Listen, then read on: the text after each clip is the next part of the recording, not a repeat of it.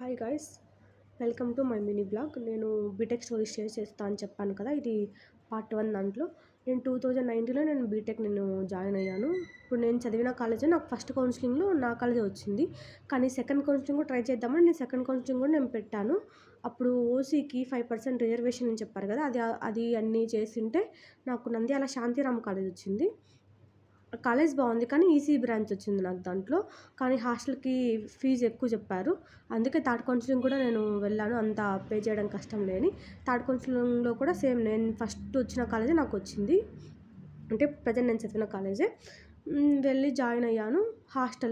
మా హాస్టల్ ఎలా అంటే, మాకు ఫస్ట్లో జాయిన్ అయినప్పుడు ఏం చెప్పారు, ఇయర్కి మామూలుగా హాస్టల్ రెంట్ అయితే తగ్గుతుంది అని చెప్పారు. సరే అని మేము జాయిన్ అయిపోయాం. బాగానే ఉంది, తక్కువకే మాకు వచ్చింది హాస్టల్ కూడా. కాలేజ్ పక్కనే హాస్టల్.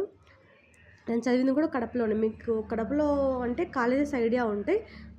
ఒకే కాలేజ్ అంటే మూడు కాలేజ్ని ఒకరే హ్యాండిల్ చేస్తూ ఉంటారు.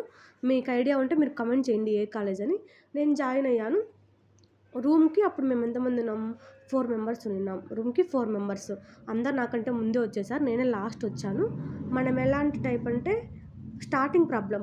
స్టార్టింగ్ మనం ఏం మాట్లాడడం, సైలెంట్గా ఉంటాం.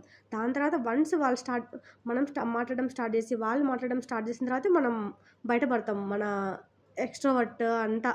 మామూలుగా అయితే ఇంట్రోవర్ట్ లాగే ఏం మాట్లాడలేదు నేను అసలు. రూమ్ వాళ్ళతో కూడా నేను ఏం మాట్లాడలేదు. వాళ్ళే భయపడారంట, ఇట్లా మాట్లాడదా అని. అంటే బాగా మాట్లాడుకున్నప్పుడు, మేము ఫ్రెండ్స్ అయినప్పుడు వాళ్ళు నాకు చెప్పారు. ఫస్ట్ మేము అనుకున్నాం నువ్వు మాట్లాడవు అని. దాని తర్వాత నేను ఇంకా కాలేజ్ కూడా అంత ఎవరితో మాట్లాడేదాన్ని కాదు. ఫస్ట్ బెంచ్లో పోయి కూర్చునేదాన్ని. తర్వాత ఏమైందని నేను నెక్స్ట్ షార్ట్లో చెప్తాను. బాయ్.